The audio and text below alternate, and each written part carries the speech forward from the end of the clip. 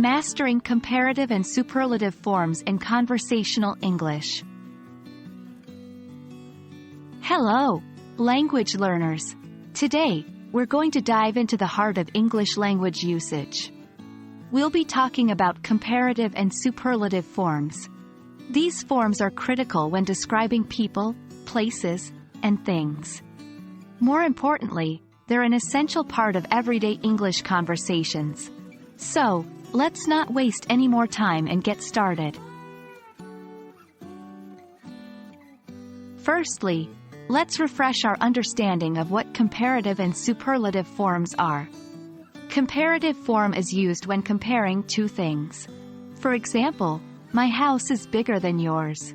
Here, bigger is a comparative form. Superlative form is used when comparing more than two things, often within a larger set. For example, he is the smartest person in the class.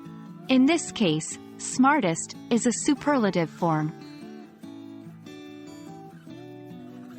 For most adjectives and adverbs, forming the comparative and superlative forms is pretty straightforward. We add for the comparative form and est for the superlative form.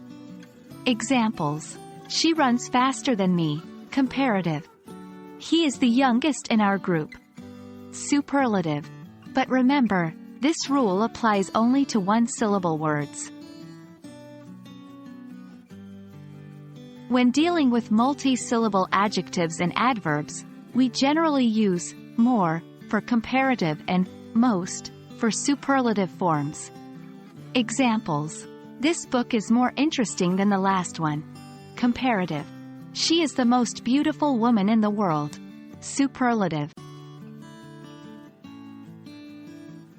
As with many parts of the English language, there are exceptions. Some words have irregular comparative and superlative forms that you'll need to memorize. Examples: good, better, best; bad, worse, worst. Now, let's get to the fun part: using these forms in conversation.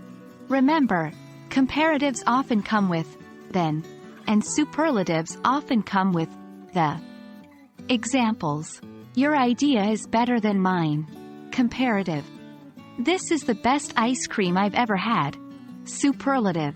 Don't be afraid to play with these forms in your day-to-day conversations. They can make your sentences more vibrant and expressive.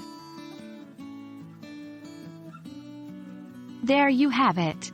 That's your crash course on comparative and superlative forms in spoken English. Remember, the key to mastering these forms is practice. Try using them in your daily conversations. With time, you'll find it second nature to pick the right form for any situation. Keep practicing, and soon you'll be able to use these forms as comfortably as a native speaker. Thanks for watching, and remember to keep learning, exploring, and improving. See you in the next video.